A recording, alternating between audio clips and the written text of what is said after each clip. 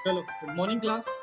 तो बेसिकली आज का जो हमारा लेक्चर है, राइट, वो डिपेंड है बेटा हमारी प्रीवियस क्लास में जो हमने बेसिक सिचुएशन पढ़ी थी। आपको याद होगा कि हमने प्रोसेस ऑफ रिक्रूटमेंट पढ़ा था, राइट।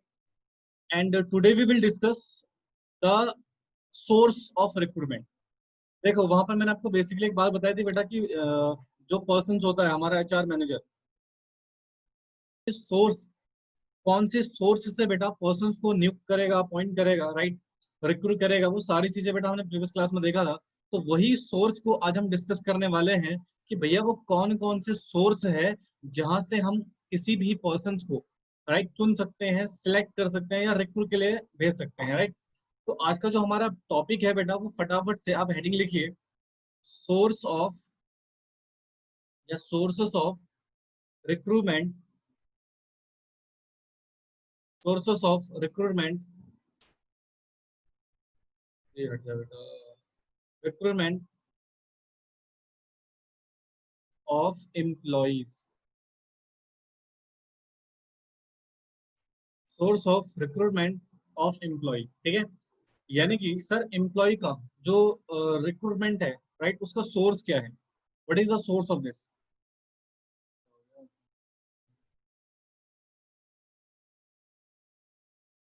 एक सेकंड बेटा,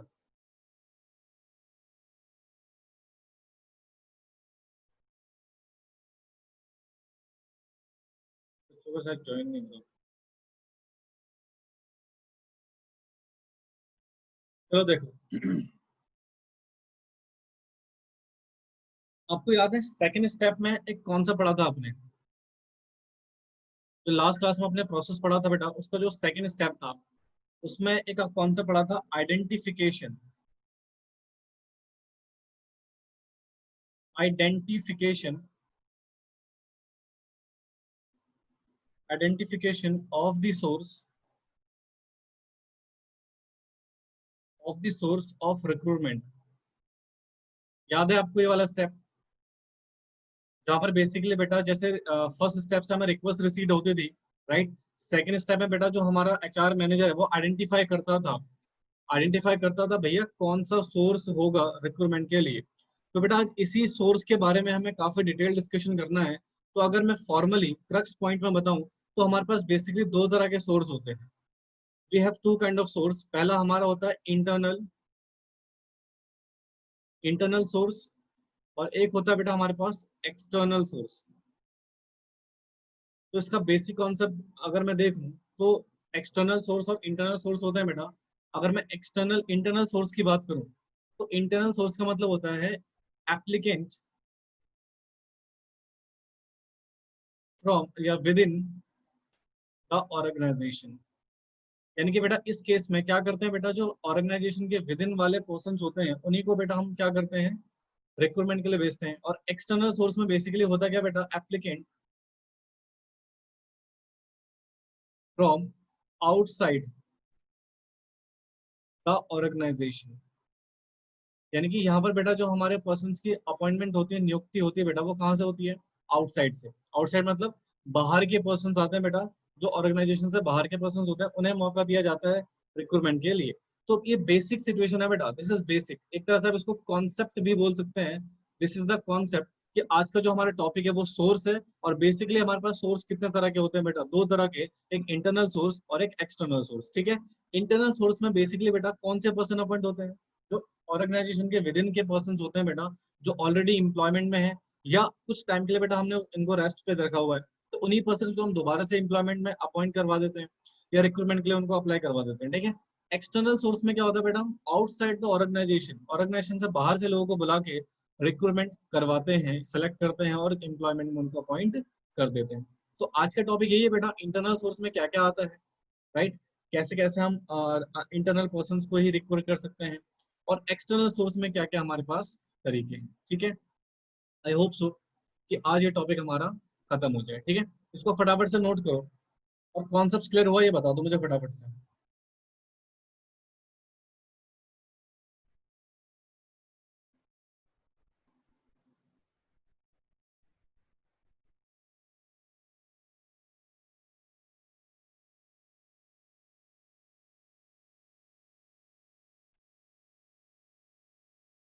बेटा एक काम करना, कोई स्टूडेंट मुझे ना लिंक कॉपी करके भेजो जरा, क्लास का लिंक कॉपी करके भेजना जरा, इसको नोट कर लो फटाफट से आप लोग।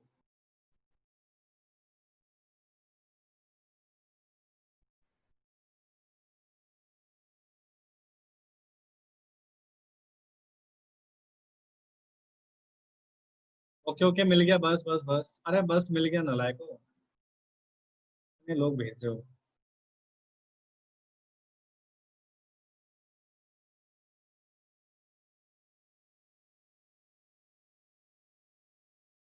चलो नोट करो बेटा इसको जल्दी से,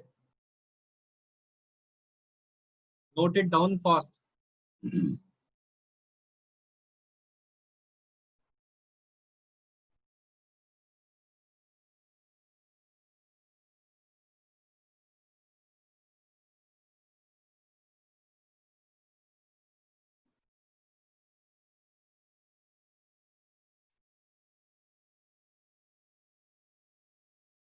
हो गया जी, सभी का हो गया एवरीवन?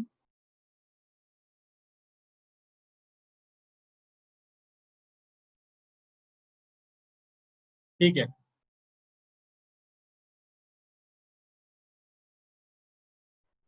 करो करो जल्दी करो।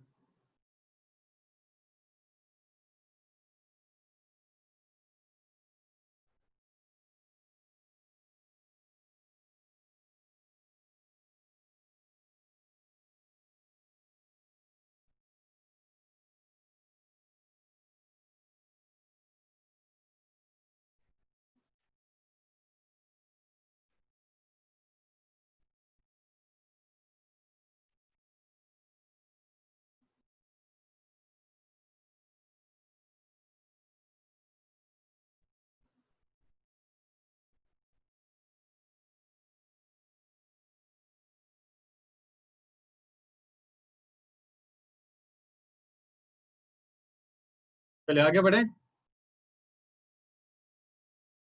देखो बेटा, तो सबसे पहले हम पढ़ते हैं इंटरनल सोर्स को, ठीक है? तो फटाफट से हेडिंग लिखिए, detail explanation of internal source of recruitment, internal source of recruitment.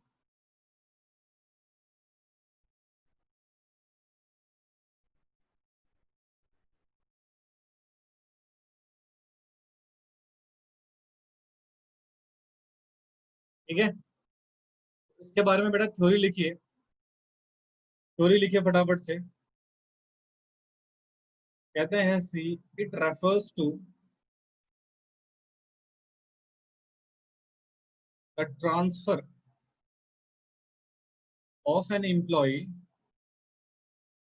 Transfer of an employ from one department. बेटा मैंने ये शॉर्ट में लिखा, प्लीज पूरा लिखना। One department oblique one branch, one branch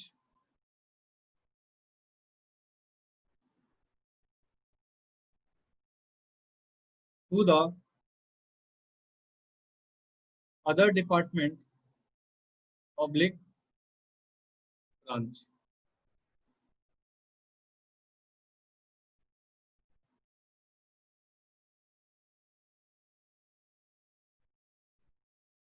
on same post.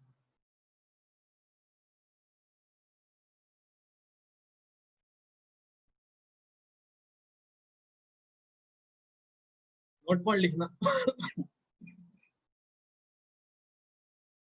This procedure, this procedure are this procedure is usually followed when some employees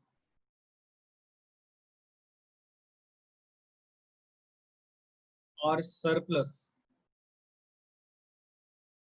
in one department, public branch.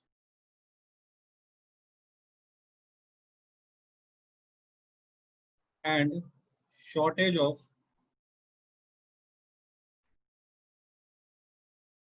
employees. Shortage of employee of similar type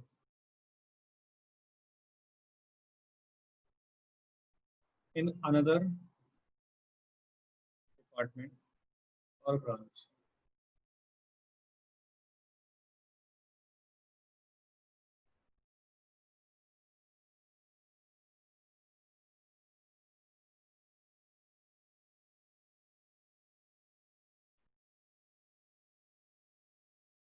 बेटा एक काम करना, छोटी सी mistake हो गई। ये लिख लिया आप लोगों ने? इसके ना हेडिंग में, यहाँ पर हेडिंग में ट्रांसफर लिख देना। इसकी हेडिंग में ट्रांसफर लिख देना। एक्चुअली इंटरनल सोर्स के 3 सोर्स होते हैं फर्दर, मैं लिखवाना भूल गया। ट्रांसफर, प्रमोशन और ले ऑफ। ठीक है, तो इसका जो फर्स्ट हेडिंग है वो ट्रांसफर है। ये ट्रांसफर के बारे में है, ठीक है। This is about transfer.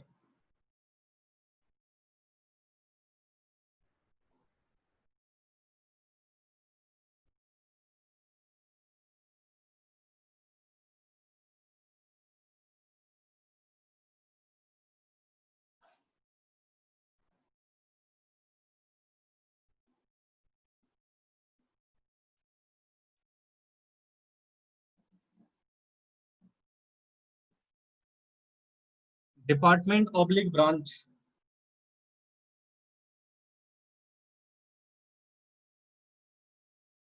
Department oblique branch है बेटा वो।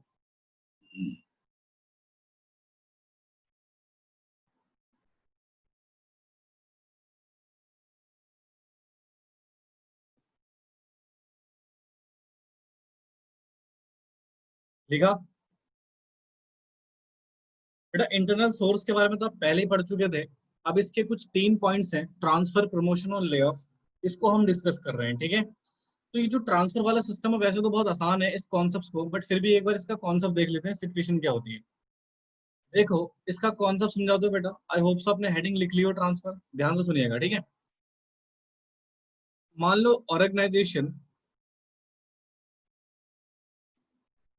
ऑर्गेनाइजेशन में कुछ डिपार्टमेंट्स हैं। Department 1, department 2 and department 3। इतने भी हो सकते हैं बेटा, बट हम यहाँ पर तीन ले रहे हैं, ठीक है। अब सर यहाँ पर कुछ नंबर ऑफ एम्प्लॉयज होंगे। नंबर ऑफ एम्प्लॉयज हैं 15, जबकि नीड है हमें सिर्फ 12 की, ठीक है। यहाँ पर नंबर ऑफ एम्प्लॉय हैं 10, नीड है 11 की।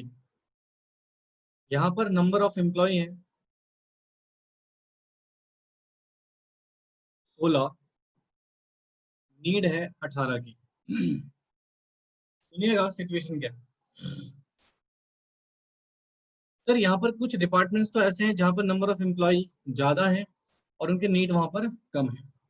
सर यहाँ पर कुछ डिपार्टमेंट्स ऐसे हैं जहाँ पर नीड ज्यादा है, एम्प्लॉय कम है। अब जरा ध्यान से सुनना, अब डेफिनेटली इस वाले डिपार्टमेंट में कितने वैकेंट पोस्ट हो गए बेटा? एक पोस्ट खाली हो गई। देखो ना, 10 एम्प्लॉय हैं, चाहिए कितने? 11। यहाँ पर कितने वैकेंट पोस्ट हो गए? 2। चाहिए बेटा 16, सॉरी, चाहिए 18, बट है कितने बेटा? 16, यानी कि 2 पोस्ट चाहिए बेटा हमें। तो बिल्कुल ध्यान से कंसंट्रेशन से सुनिएगा बेटा। अपनी ना वीडियो वगैरह ऑफ रखे हो, हमने कितनी बार बोला आपसे, ठीक है। अब जरा ध्यान से सुनना, एक सिचुएशन मैं आपको बता दूं। अपनी वीडियोस ऑन मत करा करो बीच में, बिल्कुल भी नालायक हो। सुनना सिचुएशन क्या है। नंबर ऑफ एम्प्लॉय कितने थे बेटा? तो डेफिनेटली यहाँ पर क्या सरप्लस है? कितने एम्प्लॉयज का सरप्लस है बेटा यहाँ पर? 3 एम्प्लॉय का सरप्लस है। यानी कि 3 एम्प्लॉय क्या बेटा हमारी ज्यादा है। बिल्कुल ध्यान से सुनिएगा सर, 3 एम्प्लॉय यहाँ पर ज्यादा है और यहाँ पर कहीं ना कहीं अगर शॉर्टेज होगी, दिस इज द शॉर्टेज और नॉट, ये शॉर्टेज है। तो कहते हैं सर अगर इस पोस्ट में बाहर के लोगों को अपॉइंट करूं तो मुझे एक बात बताओ, क्या यहाँ पर बाहर के लोगों को अपॉइंट करने की जरूरत है? जब अपने ही किसी डिपार्टमेंट में सरप्लस स्टाफ बैठा हुआ है, उसी सरप्लस स्टाफ को हम क्या करेंगे बेटा, ट्रांसफर कर देते ना। तो मान लो यहाँ पे एक एम्प्लॉय को हमने ट्रांसफर कर दिया बेटा, ट्रांसफर ऑफ वन एम्प्लॉय,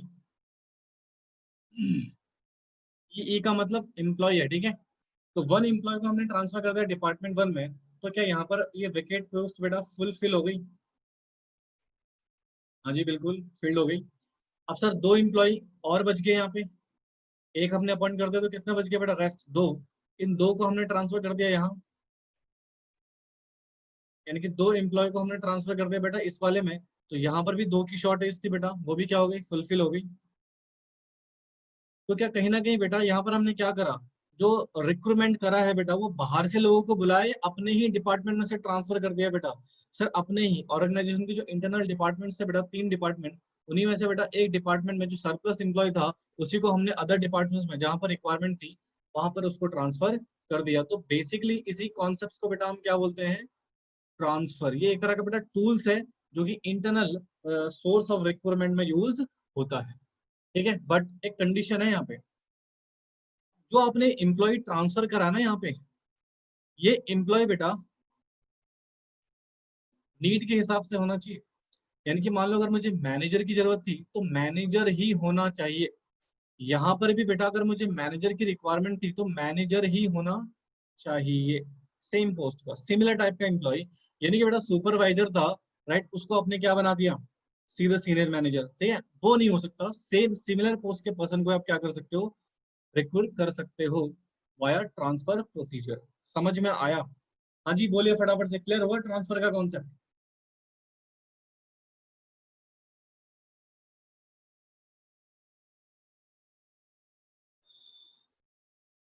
चलो फिर नोट करो उसको। एक काम करो, take a screenshot of it, का स्क्रीनशॉट ले लो और इसको कॉपी में उतना स्पेस छोड़ देना, एक पेज छोड़ देना, उसमें बाद में लिख जरूर लेना इसको, छोड़ना मत, इसका स्क्रीनशॉट ले लो क्योंकि बेटा लिखने में आपको बहुत टाइम लगेगा, ठीक है। क्योंकि इसमें चार्ट बनाने पड़ेंगे, आप फालतू में गलत सलत बना दोगे, बेटर है स्क्रीनशॉट ले लो और पेज जरूर छोड़ देना बेटा, उस पेज में लिख लेना, ठीक है। तो चलो अब देखो थ्योरी पे नजर मार लेते हैं बेटा। तो हम क्या पढ़ रहे हैं बेटा, इंटरनल सोर्स ऑफ रिक्रूटमेंट, जिसके 3 पार्ट है, ट्रांसफर, प्रमोशन और ले ऑफ, ठीक है। कहते हैं sir it refers to the transfer in an employ from one department या one branch to another department, right. एक डिपार्टमेंट से दूसरे डिपार्टमेंट में एम्प्लॉय को ट्रांसफर करते हैं, क्या लिखा है बेटा, ऑन सेम पोस्ट। पोस्ट क्या होनी चाहिए नालायक को, सेम होनी चाहिए बिल्कुल एज इट इज।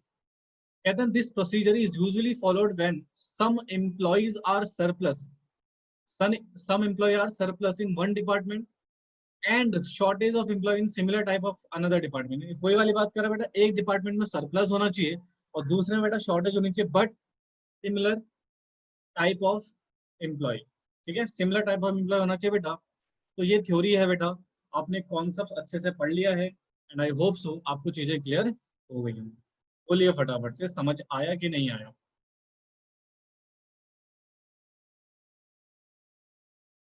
बेटा यार सारे के सारे पार्टिसिपेट क्या करो, मैंने कितनी बार बोला है, समझ में आया तो सारे बोलो, नालायक हो। चलो तो this is the first one, basically transfer खत्म हो गया। Now we will discuss second concept, promotion. मेरे ख्याल से इसके बारे में तो आपको पता ही होना चाहिए, प्रमोशन क्या होता है, ठीक है। चलो थ्योरी लिख लेते हैं इसकी, आई होप सो इसका कॉन्सेप्ट आपको पहले से क्लियर होगा। तो कहते हैं sir promotion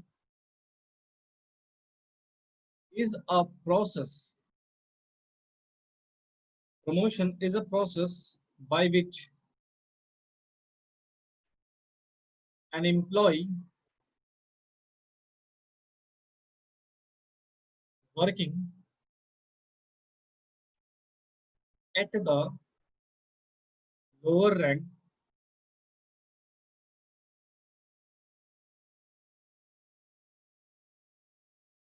is appointed to the upper rank,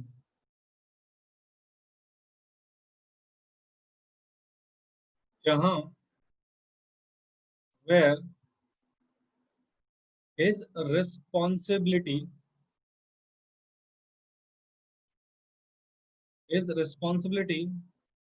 घटेगी या बढ़ेगी बेटा? इंक्रीज हो जाएगी, ऑब्वियस सी बात है। his status and salary are also enhanced।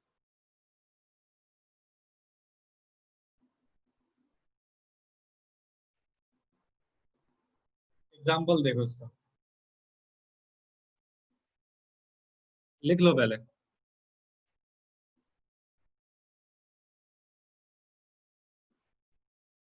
लिखो जी इसको।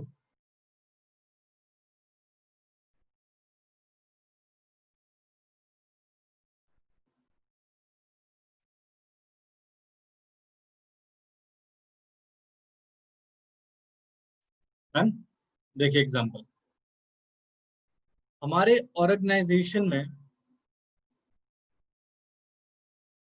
ये ऑर्गेनाइजेशन लिखा है, ठीक है बेटा। देयर इज ए डिपार्टमेंट जिसको हमने सेल्स डिपार्टमेंट बोला, या सेल्स छोड़ो, इसको प्रोडक्शन डिपार्टमेंट लेते हैं, ज्यादा बेटर रहेगा। प्रोडक्शन डिपार्टमेंट, ठीक है।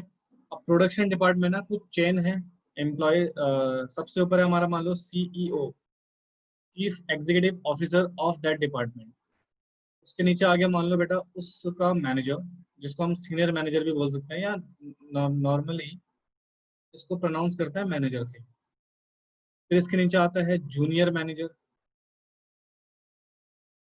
फिर इसके नीचे आता है सुपरवाइजर, ठीक है। तो these are the post basically in organisation. वो भी डिपार्टमेंट कौन सा है बेटा? Production department.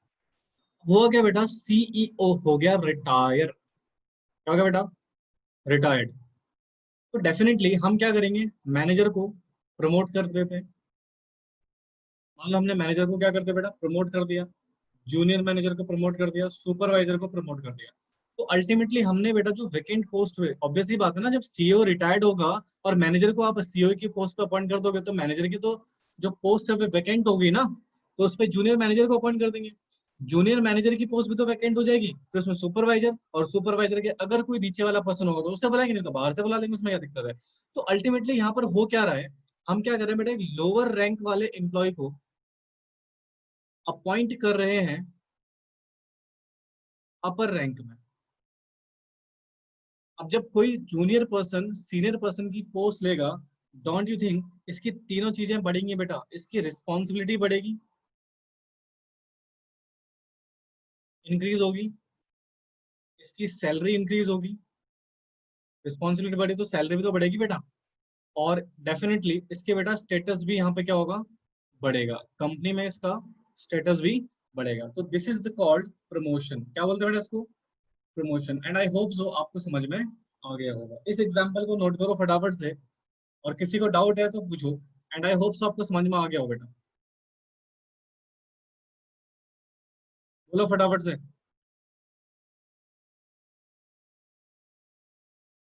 ठीक है, फिर इसको नोट करो, एग्जाम्पल को नोट करो फटाफट से।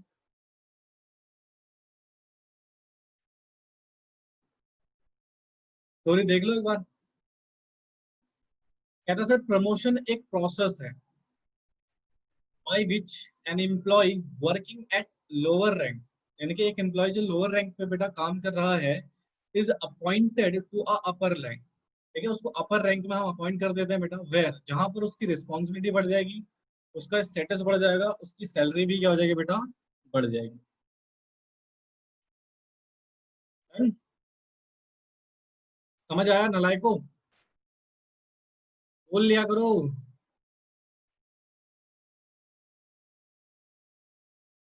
ठीक है, फिर इसको नोट करो, नोट इट डाउन।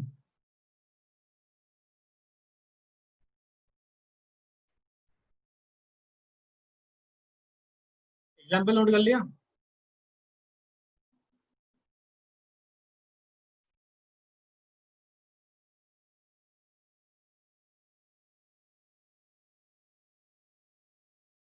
जिसने नोट नहीं किया स्क्रीनशॉट ले लो। ठीक है जी। आइए, तीसरा point, that is lay off. बेटा इसको समझाने से पहले ना मुझे आपको कॉन्सेप्ट क्लियर करवाना होगा। ठीक है, देखो, इसका कॉन्सेप्ट पहले समझते हैं, then will discuss the theory of it. मान लीजिए एक ऑर्गेनाइजेशन है।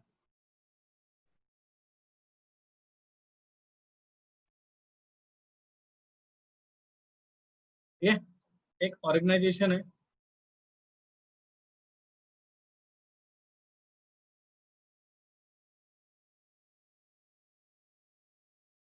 नंबर ऑफ एम्प्लॉय मान लो 150 है। 150 है नंबर ऑफ एम्प्लॉय। सडनली हुआ क्या? Due to some reason,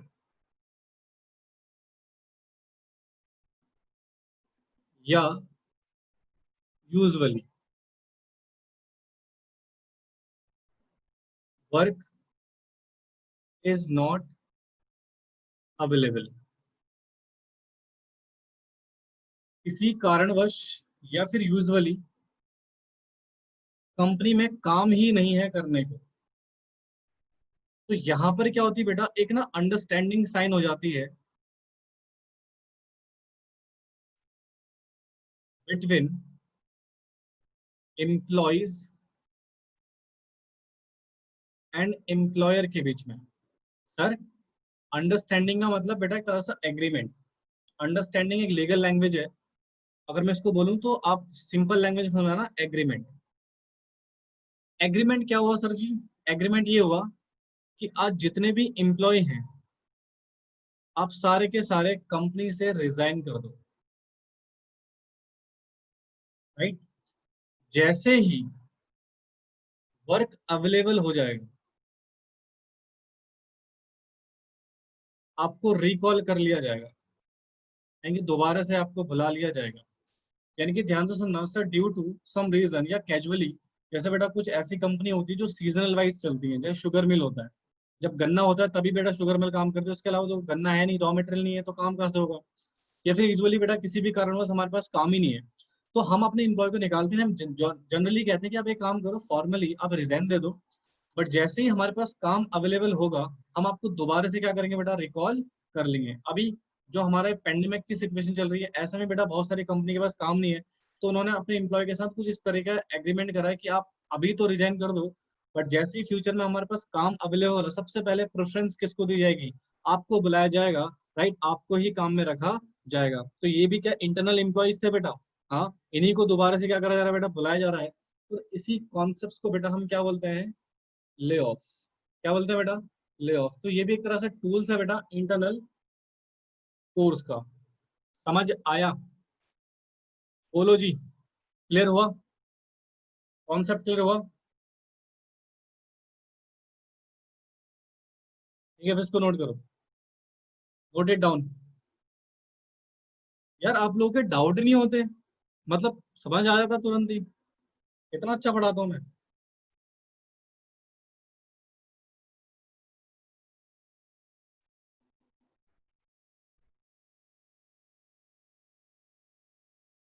sir अपनी तारीफ खुद ही कर रहे हो। नहीं बेटा, मैं पूछ रहा हूँ आपसे। I am just asking. चलिए इसको नोट कीजिए।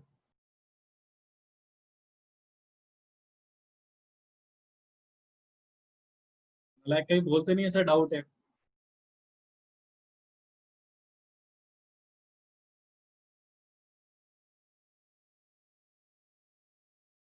चलो चलो, लिखो लिखो लिखो लिखो। कुछ बच्चों का नेटवर्क कनेक्शन प्रॉब्लम चल रहा है क्या, डिस्कनेक्ट हो जा रहे हैं लाइक?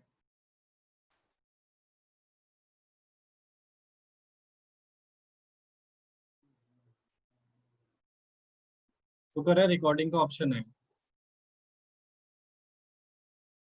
अगर किसी क्लास छूट जाए, कभी प्रॉपरली ना ले पाए, डिस्कनेक्ट हो जाए, तो बेझिझक में से रिकॉर्डिंग मांग लिया करो नालायको, बट क्लास लिया करो एटलीस्ट। हाँ, नेटवर्क प्रॉब्लम की वजह से नहीं ले पा रहे हो तो दिक्कत है, तो लिया करो रिकॉर्डिंग्स, ठीक है। चलिए इसको नोट कीजिए फटाफट से, नोट हो जाए तो इन्फॉर्म मी।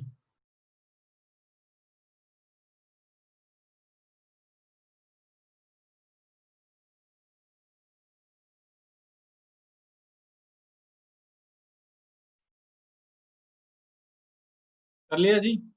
इसकी थ्योरी लिखवाऊं आपको मैं? चलो इसकी थ्योरी लिखो फिर, थोड़ा स्पीड में लिखना मेरे साथ के साथ, ठीक है। चलो लिखो। It refers to a temporary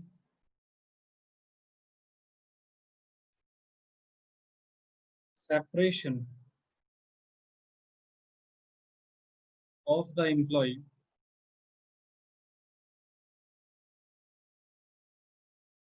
from a employer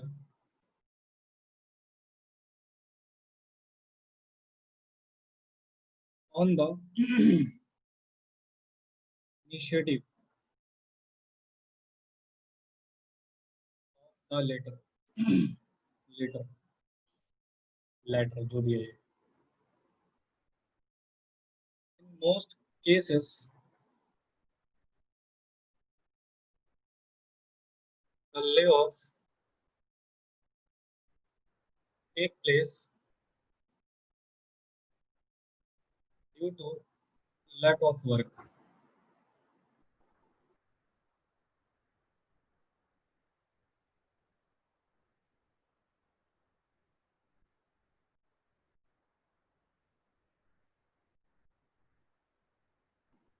There is understanding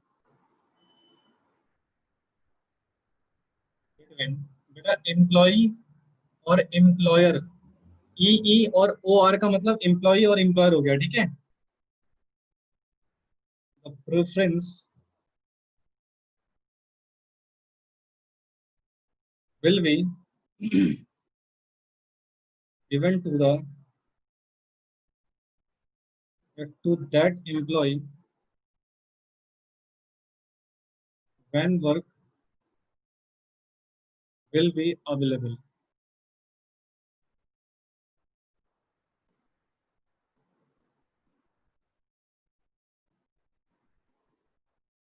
ठीक है, चलिए नोट कीजिए इसको फटाफट से। देखो, अभी जो आपने कौन सा पढ़ा बेटा, सुन लो पहले ध्यान से। अच्छा, इसका ना स्क्रीनशॉट ले लेना आप लोग। देखो, it refers to the temporary separation of employee from the employer. ठीक है, यानी कि टेम्पररी सेपरेशन होता है, मतलब टेम्पररी आपको निकाला जाता है, ठीक है। इनिशिएटिव लेटर, और ये सारा काम किस में होता है बेटा, लेटर पे लिया जाता है। कहता है मोस्ट ऑफ केस, यानी कि मैक्सिमम टाइम बेटा जो ले ऑफ होता है वो किसके कारण होता है बेटा, due to lack of work.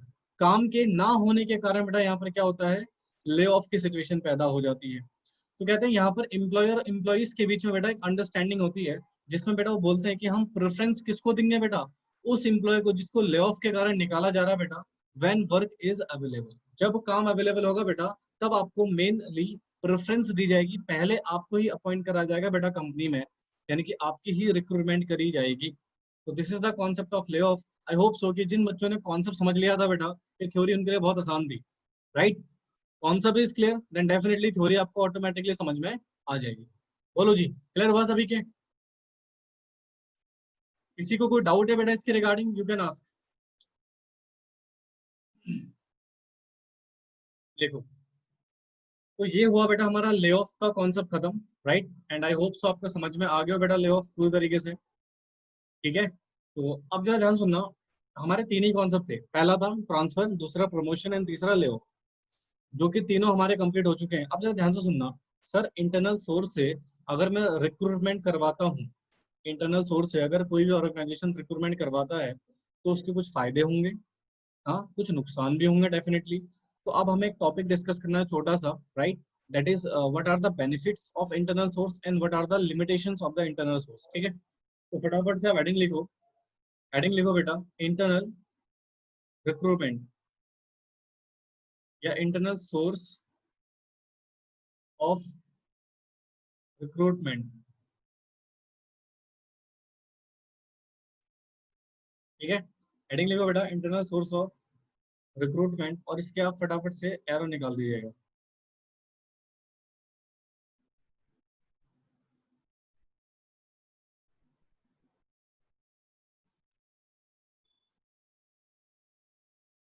पहला arrow and second arrow.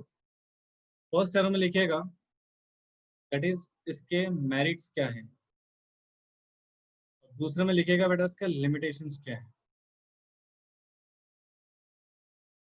Merits and limitation.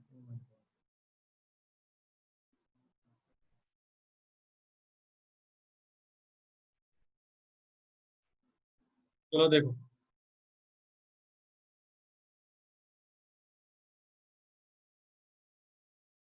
Increase, पहला पॉइंट लिखो बेटा, इन मोटिवेशन।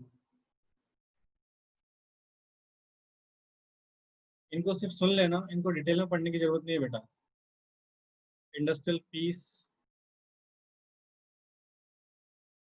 तीसरा easy selection, next no need of induction. Induction का मतलब होता है introducing.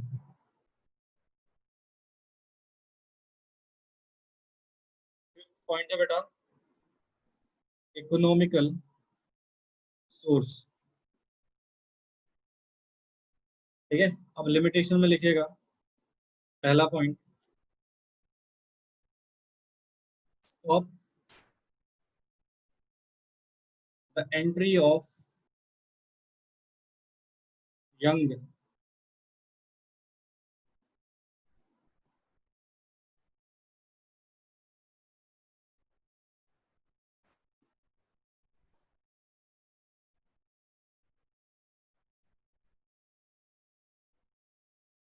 Young blood, young blood, employ become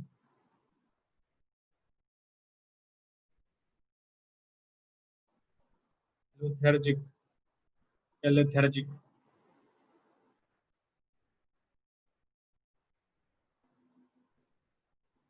not available in new organization।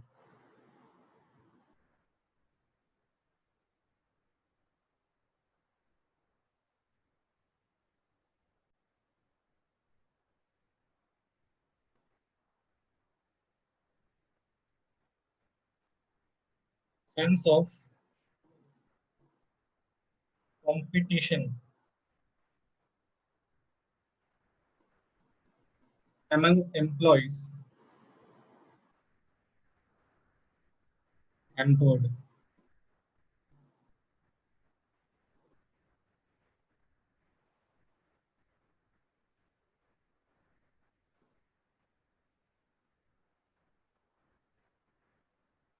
देखो बेटा,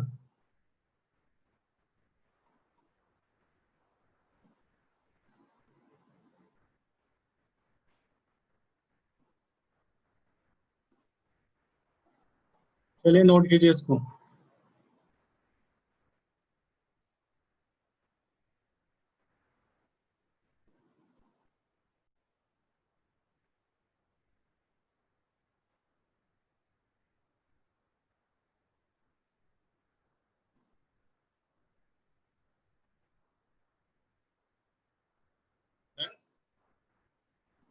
चलिए बेटा इसको समझते हैं, बिल्कुल ध्यान से सुनिएगा।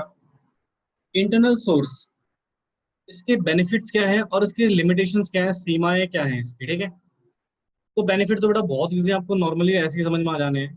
तो पहला पॉइंट देखो क्या लिखा हुआ है, इंक्रीज इन मोटिवेशन। ऑब्वियस सी बात है बेटा, अगर आप इंटरनल सोर्स ऑफ पर्सन को ही बेटा क्या कर रहे हो बेटा, कंपनी में प्रमोट कर रहे हो, ट्रांसफर कर रहे हो, राइट, या फिर ले ऑफ पीरियड के दौरान बेटा उन्हीं को आप पहला प्रेफरेंस दे रहे हो, तो कहीं ना कहीं उनका मोटिवेशन बढ़ेगा कि यार चलो ठीक है, हमें मोटिवेशन मिल रहा है, राइट, कंपनी में हमको मौका दिया जा रहा है बेटा फॉर द रिक्रूटमेंट, राइट। तो अल्टीमेटली उनका जो मोटिवेशन लेवल होगा बेटा वो क्या होगा, बढ़ेगा। ये हो गया इसका पहला benefit, internal source of management, sorry internal source of recruitment में।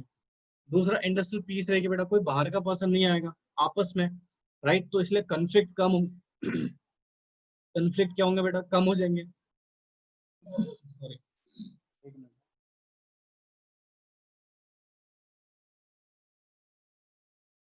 ये खत्म हो गया।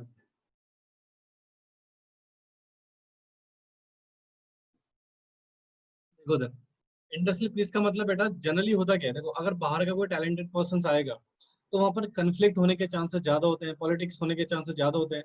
बट इंटरनली लोग अपॉइंट हो रहे होंगे बेटा तो उतना कन्फ्लिक्ट नहीं होता। तो इंडस्ट्रियल पीस बेटा क्या रहती है, बनी रहती है। इजी सिलेक्शन होता है, ऑब्वियसली एचआर मैनेजर को ज्यादा झमेला करने की जरूरत नहीं होती बेटा ज्यादा। तो सिलेक्शन क्या बन जाता है यहाँ पर, इजी हो जाता है। नो नीड ऑफ इंट्रोडक्शन, यानी कि उस एम्प्लॉय को बेटा चीजों से अवगत कराना नहीं पड़ता। उसे पहले से ही सब कुछ पता होता है, कौन एम्प्लॉयज है, क्या है क्या नहीं है, किसको रिपोर्ट करना है। सारी इन्फॉर्मेशन ऑर्गेनाइजेशन के बारे में उसको पता होती है, ठीक है। इकोनॉमिकल सोर्स है, इकोनॉमिकल का मतलब होता है सस्ता, लेस कॉस्टली, यानी कि कॉस्टली नहीं होता बेटा, ये कम कॉस्टली होता है। ऑब्वियसली बात है ना, अगर आप बाहर के पर्सन को अपॉइंट करोगे तो आपको बहुत सारे प्रोसीजर करने पड़ेंगे, लेटर हेड्स बनाने पड़ेंगे, लेटर भेजने पड़ेंगे, ठीक है। उनको बुलाना पड़ेगा, तो इंटरव्यू करने पड़ेंगे, बहुत सारे, there is a cost, effort ज्यादा लगाने पड़ेंगे, टाइम ज्यादा लगेगा। तो इकोनॉमिकल सोर्स नहीं होता। बट ये जो इंटरनल सोर्स है इसमें कोई एफर्ट्स करने की जरूरत है ही नहीं, ना तो ज्यादा टाइम इन्वेस्ट करने की जरूरत है, ना तो ज्यादा पैसा इन्वेस्ट करने की जरूरत है। तो अल्टीमेटली इसको बोलते हैं इकोनॉमिकल सोर्स। मेरे ख्याल से समझ में आ गया होगा ये, किसी में डाउट है इसमें? पहला, इंक्रीज मोटिवेशन, इंडस्ट्रियल पीस बनी रहती है, इजी सिलेक्शन हो जाता है, इंट्रोडक्शन की जरूरत नहीं है बेटा, एंड इकोनॉमिकल सोर्स होता है। आई थिंक मेरे ख्याल से ये पॉइंट में किसी को अगर कोई डाउट है तो पूछ लो, किसी पॉइंट को लेके, किसी भी पॉइंट को लेके अगर किसी को कुछ पूछना है तो बेटा, अदरवाइज मेरे ख्याल से समझ में आ गया होगा। सिंपल से थे। सेकंड ये वाला और फोर्थ वाला नहीं आया बेटा। देखो इसमें क्या होता है बेटा, जैसे मान लो एक इंटरनल ऑर्गेनाइजेशन है जहां पर पहले से कुछ लोग अपॉइंटेड है। अगर इनमें एक पर्सन बाहर का आ जाएगा तो डोंट यू थिंक ये लोग कहीं ना कहीं इसको लेके बेटा थोड़ा सा इनसिक्योर हो जाएंगे। अगर वो मोर टैलेंटेड हुआ तो और ज्यादा इनसिक्योर हो जाएंगे। हाँ, तो इसलिए क्या होता है बेटा, कन्फ्लिक्ट होना शुरू हो जाते हैं। कन्फ्लिक्ट मतलब काम करने में देरी होने लगती है बेटा, आपस में लड़ाई पॉलिटिक्स शुरू हो जाती है। तो उसके कारण कहीं ना कहीं हमारे वर्किंग सिचुएशन परफॉर्मेंस में इफेक्ट होता है, ठीक है। तो इसलिए कहते हैं सर, अगर इंटरनल पर्सन ही प्रमोट हो रहे हैं तो उसे पता है, भैया ये प्रमोट हो रहा है तो उसकी पोस्ट मुझे प्रमोशन मिलेगा, इसकी पोस्ट मुझे प्रमोशन मिलेगा। तो अल्टीमेटली पीस जो है ना बेटा वो बनी रहती है, आपस में कंफ्लिक्ट नहीं होते ये। और ये है बेटा इंट्रोडक्शन, यानी कि देखो एक एम्प्लॉय जो बाहर से आया, उसने अपने उसको आपको इंट्रोडक्शन कराना पड़ेगा बेटा पूरे एम्प्लॉय को। हाँ, दूसरा आपको बताना पड़ेगा आपको रिपोर्टिंग किसको करनी है। दूसरा उसे मशीनरी से अवगत कराना पड़ेगा। तो अल्टीमेटली उसको इंट्रोडक्शन कराना पड़ेगा बाहर वाले को। बट जो इंटरनल पर्सन है वो इतने सालों से कंपनी में काम कर रहा है तो उसको ऑलरेडी सारी चीजें नोन होंगी बेटा। तो उसको अलग से उसकी रिक्वायरमेंट हमें नहीं। समझ आया बेटा? इसका डाउट था सेकंड और फोर्थ। हाँ जी, बोलो बोलो फटाफट से। ठीक है, अब देखो जरा, stop the entry of young blood, obviously बात है बेटा। यानी कि हम कंपनी में इंटरनल डिपार्टमेंट से ही पर्सन को अपॉइंट कर रहे हैं, तो बाहर का जो यंगस्टर्स है, राइट, जो ऑब्वियसली बात है यंगस्टर्स होते हैं बेटा, जो नए नए क्वालिफाइड पर्सन होते हैं, उनके अंदर ज्यादा जोश होता है काम करने का, राइट। तो उनकी एंट्री क्या हो जाती है बेटा, बंद हो जाती है अगर आप इंटरनल सोर्स को यूज करते हैं तो। इसका नुकसान होता है बेटा कंपनी को, ठीक है। वो ट्रेडिशनल वाले मैनेजमेंट को ही लेके चल रहे होते हैं बेटा, यंग ब्लड को वो शामिल नहीं करते। फिर जो एम्प्लॉय होता है बेटा वो क्या बन जाता है हमारा, लेथर्जिक, सुस्त। इसका मतलब होता है सुस्त बन जाता है, ऑब्वियसली बात है ना। देखो अगर बाहर से कोई पर्सन अपॉइंट होगा तो उसके साथ कंपटीशन होगा। कंपटीशन होगा तो मुझे मेहनत करनी पड़ेगी, काम करना पड़ेगा, तभी तो उससे आगे बढ़ पाऊंगा। बट जब मुझे पता है इंटरनल पर्सन प्रमोशन हो रहे हैं तो किसी बाहर वाले से कंपटीशन है ही नहीं। तो वो काम करने में बेटा क्या हो जाएगा, थोड़ा सा सुस्त हो जाएगा, राइट, जिसकी वजह से कहीं ना कहीं परफॉर्मेंस में इफेक्ट पड़ेगा बेटा। तो ये इसका नेगेटिव पॉइंट हो गया। Next, not available in new organization, obviously बात है, कोई नया ऑर्गेनाइजेशन बना है क्या वहां पर इंटरनल सोर्स अवेलेबल होगा, नहीं होगा सर। तो पहली बार ही तो अपॉइंट करेगा तो उसके पास एक ही ऑप्शन होगा, एक्सटर्नल सोर्स से ही अपॉइंटमेंट करने का। Next, sense of the competition among the employ hampered, बेटा आपस में कंपटीशन का जो सिचुएशन रहता है बेटा वो नहीं रहता, ठीक है। और जहां पर कंपटीशन नहीं है वहां पर क्वालिटी कॉम्प्रोमाइज करनी पड़ती है, फिर ठीक है ना। अब इंटरनल मैनेजमेंट को आप अपॉइंट कर रहे हो बेटा तो वहां पर कंपटीशन की भावनाएं नहीं आएंगी। क्यों? क्योंकि आपने अगर बाहर से कोई पर्सन को अपॉइंट नहीं किया तो मोर क्वालिफाइड पर्सन आ सकता है ना। अब ज्यादा क्वालिफाइड पर्सन आएगा तो उसके साथ कॉम्पिटिशन लेवल ज्यादा होगा। बट एम्प्लॉय, जैसे फॉर एग्जाम्पल एक पर्सन को मैंने सुपरवाइजर बना रखा था, सुनना ध्यान से, एक पर्सन को हमने क्या बना रखा था, सुपरवाइजर। तो जब वो स्टार्टिंग में भैया जब उसको सुपरवाइजर बनाया गया था, तो वो किसके लायक था? सुपरवाइजर के लायक था, तभी तो बनाया था। बट आज मैं उसको प्रमोशन करके मैनेजर बनवा रहा हूँ। तो मुझे एक बात बताओ, क्या मैनेजर के टाइप की क्वालिफिकेशन है उसके पास? नहीं है, बट फिर भी मैं उसको क्या कर रहा हूँ बेटा, मैनेजर बना रहा हूँ। अगर मैंने बाहर से कोई पर्सन अपॉइंट किया होता तो डेफिनेटली मैं मैनेजर की क्वालिफाइड वाला करता ना। तो ये भले मैनेजर बन गया, but he is not qualifying to the job of management, manager. इसलिए कहते हैं सर, आपस में यहाँ पर जो कॉम्पिटिशन होता है ना, वो हैम्पर्ड हो जाता है, रुक जाता है, खत्म हो जाता है। ठीक है, तो this is the concept of internal source, जहाँ पर मेरिट्स और लिमिटेशंस को हमने डिस्कस किया। बेटा समझ आया लिमिटेशंस आपके? हाँ जी, बोलो फटाफट से। लिमिटेशन क्लियर हुए?